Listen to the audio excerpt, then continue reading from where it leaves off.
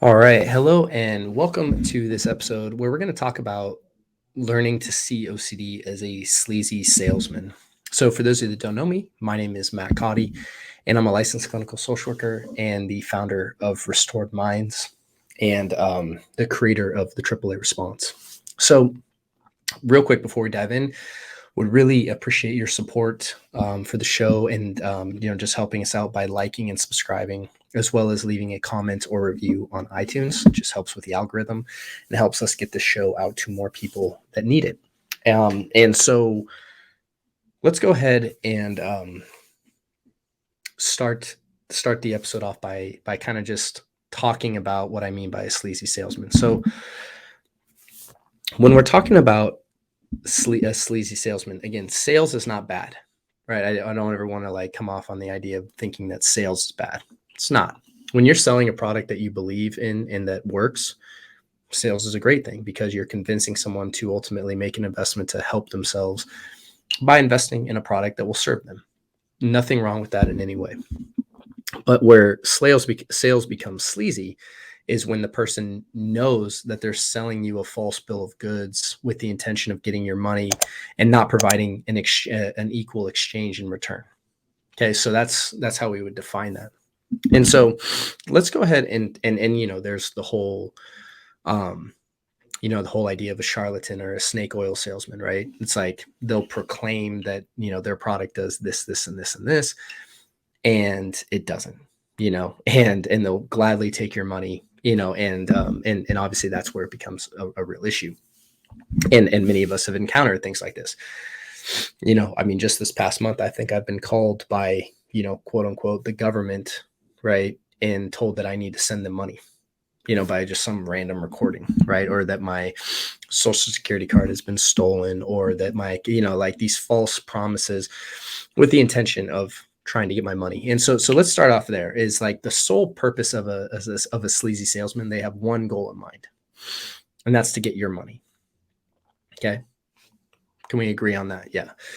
It's like their intention is one thing: get your money. Why do they want your money? Because your money helps them stay alive. Okay. Now, when we parallel that with OCD, right? What is OCD's goal? Is to stay alive, right? That voice in your mind, all the what if thinking, all that stuff. The goal of that voice that you hear is to stay alive. How does it stay alive? Instead of money, it's trying to get you to do compulsions. Now, a good sleazy salesman will never tell you that they're trying to get your money.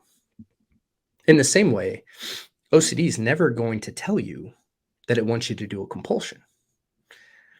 The best way that a salesman can facilitate getting your money is to get you in the conversation and get you emotional and offer the transaction without you ever really thinking about it. So there's certain ways people do this. A lot of salesmen, or sleazy salesmen, I should say, like to use fear, right? So craft some story up or get you in some kind of emotional state. So think about the last time you purchased a car, right? Some car dealerships are honest and upfront, and they'll go, hey, like, what's your budget? And then show you cars in that range. Other places, what they'll do is they'll say, hey, come check this out, right? And they'll have you sit in, like, let's say that I drive a, pretty basic Honda Civic, right? And if I was going to go buy a new car, right, because I'm at a stage in my life where I'm looking at potentially changing in cars, getting a bigger car for my family and whatnot. When I went to a dealership, they were the guy, right, was like, oh, hey, I told him I was looking for, a bigger car. I was looking for a Toyota 4Runner specifically. So he says, oh, I got something for you. Now, what he does is he brings me to the most souped up high end 4Runner that he could find, right? Like immediately. And he said, come in, just sit in it. Why is he doing that? Is it really benefiting me to buy the nicest, most upgraded 4Runner that there is? No. It benefits him, and he gets a better commission check. if the car is more money, right? But what he wants to do is he wants me to sit in it and feel how, all the upgraded features, right? The leather seats, the heated seats, right? All the bells and whistles. And when I feel that way, what will happen is my mind, what this is what most people don't realize about sales is most people buy with emotion. Or they buy because of emotion, and they justify it with their logic, but they convince themselves that they're being logical when buying this. So when someone goes to a sale and they see that there's this jacket they want and it's 50% off because they just put a 50% off sign on it and they up the price double, so it's exactly the exact same price, they buy it because they want the jacket, but then they justify, well, I got a really good deal on it, right? When really it's not actually true. Same thing goes on, but these ideas are what sleazy salesmen prey on, right? They want you to get emotional.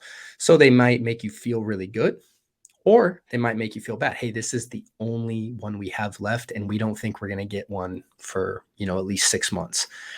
So that fear and scarcity makes you want to make a decision right now. And when you make an emotional decision, you outsource your logic. You're not really being logical. This is where OCD preys. Is OCD comes in and says all these what if thoughts. What if this? What if this? What if this? What if this?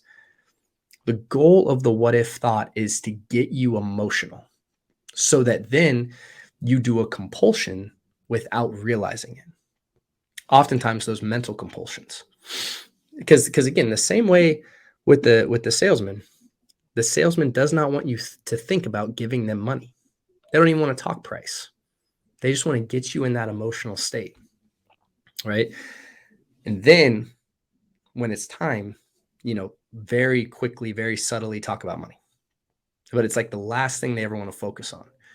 Same thing with OCD. OCD is never going to say, hey, do this compulsion, do this compulsion, do this compulsion. Just like a salesman's never going to say, give me money, give me money, give me money. Right? It's just not going to happen. What they're going to do is craft a story to get you emotional. Then when in a state of emotion, what you're trying to do is actually do something to alleviate the emotion you're experiencing. It's just, another good example is the people that stand out in front of stores and try to get you to sign stuff or donate to stuff that you don't want to. Their job is to make you feel uncomfortable. And then when you donate or when you buy or do a compulsion, your reason you're doing that is actually to get rid of your own internal feeling. Right. And they convince you that you're giving the transaction. Excuse me. They convince you that you're giving the transaction to a good cause or whatever. And it's like, no, it's not true. Right. The whole point of the OCD is to get you to do a compulsion without you realizing it. And even by the time you're about to realize you're doing a compulsion, you justify doing it because you're just too uncomfortable at that point. Or, it's only one or whatever. And again, that's how the wheel goes. The way that you break the OCD wheel is by not engaging in behaviors, not doing any compulsions. That wheel cannot live. OCD cannot live without compulsions. That's what most people, I don't know why that's not talked about more. That if you don't do compulsions, you can't have OCD. It's impossible. Like that, per the definition and diagnostics criteria, you can't have OCD if you don't do compulsions. And you have the choice to engage in compulsions or not. Like most people think they're just like stuck with this forever. It's like, no, if you don't do compulsions, you cannot have this. Doesn't mean you might not have thoughts you don't like or sensations in the body that are uncomfortable. That's not OCD. OCD is the wheel that you get stuck in. And you can't get stuck in that wheel if you're not engaging in compulsions. So when we're talking about seeing OCD as a salesman, understand that OCD has its own self-interest at its first. The OCD wants to convince you that it's helping you, but it always has its own self-interest first. Just like a sleazy salesman. The sleazy salesman only wants money to stay alive. It does not care about you. Just in the same way, the OCD only wants you to do compulsion so it can stay alive. Right? It doesn't care about your well-being. It's not really trying to keep you safe. It projects that by saying all the what if thoughts and trying to get you to worry about certain things to then get you to do a compulsion. So when you understand it like this, and you really understand that it's a sleazy salesman, you understand that It never has your best interest at heart, ever. OCD never has your best interest at heart. It has its best interest, right? Like that voice in the mind, the ego, it wants to stay alive. That's all. So if it can get you to worry by putting out these what if thoughts, intrusive thoughts, whatever it is, to get you emotional, to get you to do a behavior, that's the trap. So the answer to, well, what do you do? Is, well, it's the same way. It's the same exact way what you would do if you were dealing with a salesman that you didn't want to. You don't want to go and get to a point where you're in a pressure sales situation where you're so uncomfortable that you make an emotional decision. The best way to avoid a sleazy salesman is to not get in the conversation ahead of time, not get in the conversation right away. And then more importantly, if you get in the conversation, to reel yourself out as quick as you can. Right. And that's the same thing that OCD is going to do. OCD is always going to try to get you in the conversation, get you emotional, drive you to do a behavior because, and convince you that somehow that behavior serves you. Just in the same way that the salesman's going to try to convince you that buying this bogus product is somehow going to serve you, when really all it does is serve them. And when you understand that, just like, when you're walking to the store and the person's like, oh, do you want to donate to the Greenpeace and save the world and this and that? No offense to people involved with Greenpeace, but it's like, I don't even get in the conversation because, transparently, like it's not a cause that I'm feeling called to support. But I know that if I get in the conversation, that all of a sudden there's scripts and there's things that are going to be said to try to get me in an emotional state.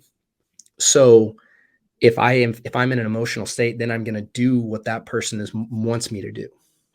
And it's a manipulation. Same thing with timeshare, sales. Anyone who's ever been in a timeshare presentation, all they ask you to commit to is just a conversation, a presentation.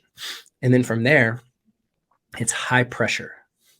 It's make you uncomfortable to the point where you say yes. Generally speaking, of course. That's how OCD works. When you understand that, when you remember that, the next time you feel uncomfortable, just understand, I got in the conversation with the salesman. 100% I cannot buy. That is your only objective. Don't buy. Don't give the salesman money. Don't give the OCD a compulsion. If you understand that one concept, you can win this battle. And when we're talking about OCD, we're talking about anxiety as a whole, right? Any of the fear-based thinking. You have to understand it differently. You can't take what the salesman says at face value, just the same way you can't take what the OCD says at face value. If you do, you're screwed. Because it doesn't operate in logic. It doesn't operate in truth. It operates to cajole, to coerce, to lie, to deceive, to get what it wants.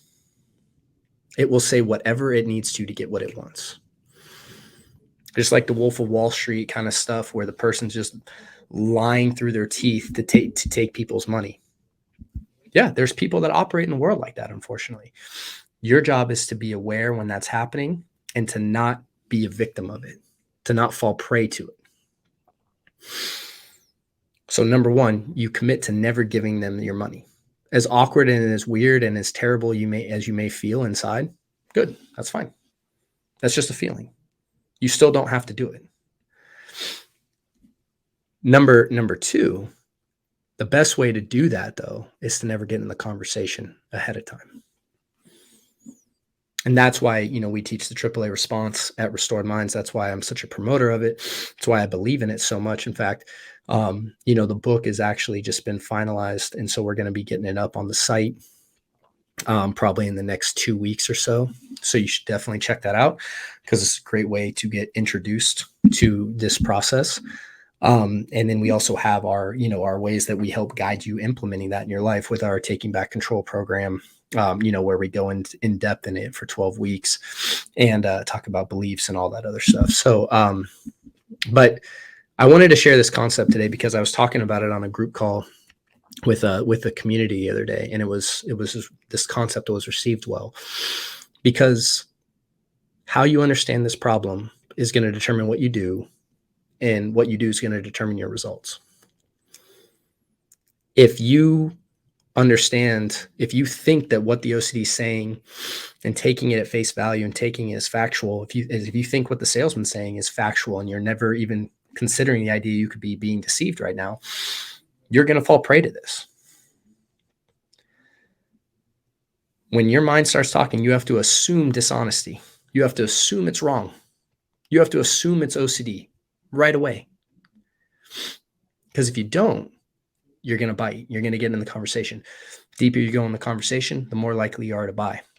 If you buy, that thing's going to stay alive and it's going to keep trying to get you to give it money. As long as you're going to give it money, it's going to stay alive.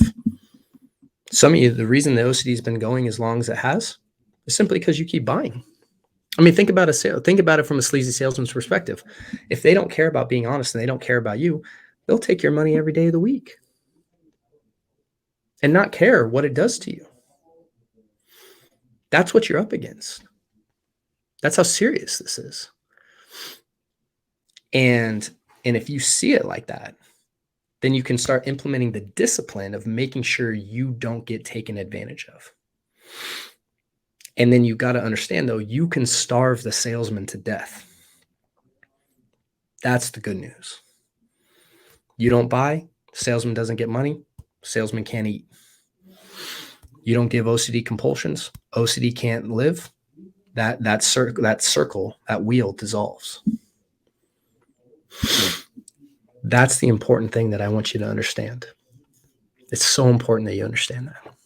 So, hope this was helpful.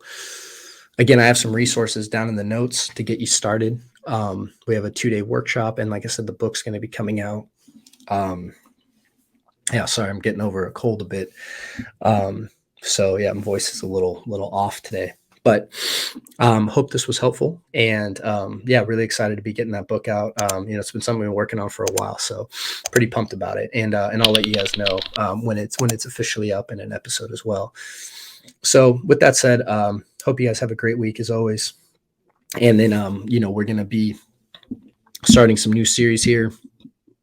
Probably going to keep it pretty mellow for the rest of December, but then really open up January with some just very intentional series to really help you guys and to really bring you things that are going to help you break out of this wheel. So remember this concept, because it was one of the most important things on my own journey that really helped me break the wheel. So with that said, have a great week, and I look forward to seeing you guys on the next episode.